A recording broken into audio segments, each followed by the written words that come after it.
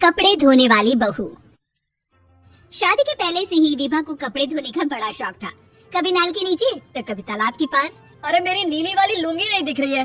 विभा की अम्मा कहाँ रखी है लुंगी? अरे वो तो विभा ने परसों ही धोकर रखी थी आपकी अलमारी में, देखो वही होगी। वो ना मैंने आज धो दी, मुझे लगा कि गंदी हो गई होगी। अरे कैसे गंदी हो गई थी? उसे तो मैंने पहना भी नहीं। हे भगवान, इस लड़की के कपड़े धोने की आदत से परेशान हो गया हूँ मैं। जितना तो घर में राशन नहीं आता उससे कहीं ज्यादा डिटर्जेंट पाउडर का खर्चा है। इसकी शादी करवा दो, शादी जाए अपने घर में ही करेगा, फिर चाहे घर के कपड़े धोने हो या पूरे गांव की। हाँ ठीक बोल रही हूँ, देखता हूँ मैं कोई लड़का। वो दिन भी आ जाता है जब विभा को देखने लड़के वाले आ जाते हैं। लड़की मुझे अच्छी लगी। होने वाली सास कहती है, बेटी अगर कुछ पूछना है तो पूछ लो। वैसे तो हमारी लड़की बहुत ही शर्मीली है, जो बोल दो वो मान लेती है, इसे क्या पूछना होगा। अरे कैसी बात कर रही हो माँ, मुझे इन लोगों के घर रहना है, सवाल तो कई है। हाँ हाँ बेटा पूछ लो ना, क्या पूछना है। आप लोगों के घर कपड़े कौन धोता है? सास का मुंह बन जाता है। देखो अगर तुम ये कहना चाहती हो कि तुम्हें कपड़े धोने नहीं आते तो सुन लो, कपड़े मैं ही धोती हूँ, लेकिन तुम्हारे आ जाने के बाद मैं रुमाल तक नहीं धोऊंगी। अरे चुप रहना भगवान, बहू बेचारी घर आई नहीं, उसे डराना शुरू कर दिया। वो क्या है ना बिटिया, अभी तक तो ये कल्लू की माँ ही धोती थी, लेकिन अब तुम्हारे पापा तो दहेज में वॉशिंग मशीन देंगे ही। तभी विभा की माँ बोल पड़ती है, सवाल भी पूछा तो क्या, वैसे भाई साहब मशीन की तो फिर भी कपड़े धोने की कैपेसिटी होती है। मतलब जो बिटिया दे रहे हैं ना विभा, इसे कपड़े धोने का बहुत शौक है। ये आप लोगों के क्या आस पड़ोस गांव मोहल्ले सबके कपड़े धो दे और उफ तक ना करे। बाहर देखा नहीं आपने कितने कपड़े सूख रहे हैं? सब हमारी बिटिया ने ही तो धोए हैं। बस भी करो ना माँ, शर्म आ रही इतनी तारीफ सुनकर। और तो और एक दाग निकाल कर दिखाओ तो मान जाओ। हाँ अच्छा माफ करना बेटा, मैंने गलत समझा, हमें तो रिश्ता बहुत पसंद है।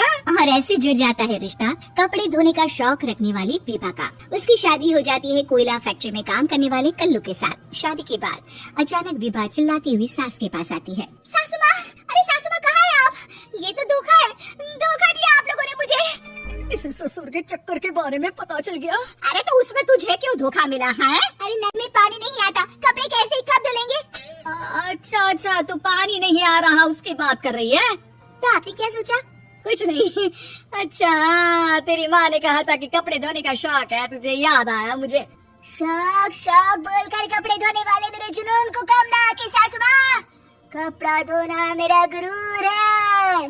तभी पति भी वहाँ आ जाता है। अभी मैंने इसे सनी देओल की फिल्म दिखाई है, उसी के डायलॉग मार रही है माँ। अच्छा सुन, साफ साफ बता रही हूँ, पानी सुबह 4 से 6 और शाम को 10 से 12 आता है, समझी? विभा टाइमिंग सुनकर हैरान हो जाती है। ये क्या भूतों का मोहल्ला है?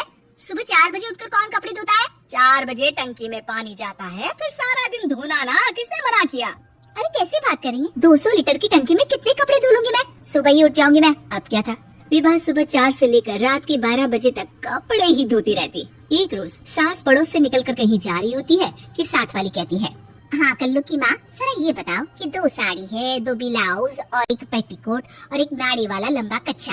हाँ तो?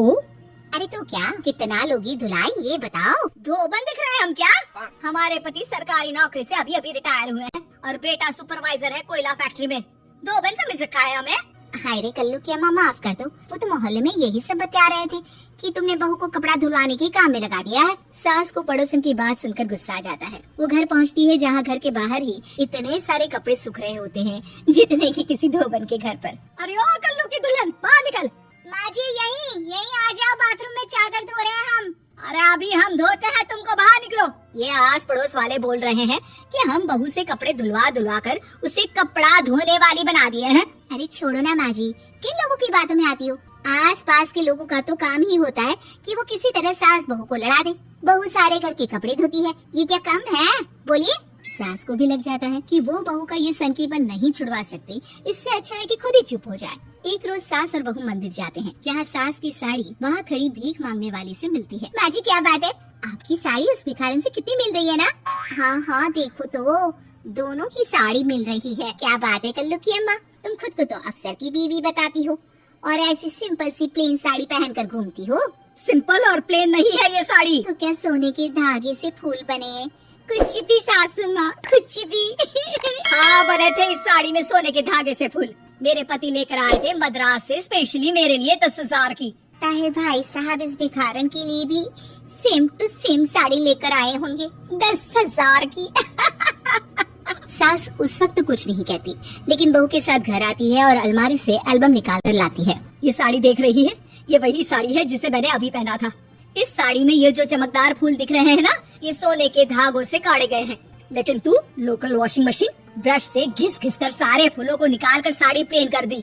मुझे माफ कर दीजिए सासू माँ। और तो और, जब मैंने तुझे तेरी गलती के लिए कुछ नहीं कहा, लेकिन तूने तो सबके सामने मेरा मजाक ही बना दिया। क्यों? बहू को समझ में आ जाता है कि अब से उसका कपड़े धोना बंद।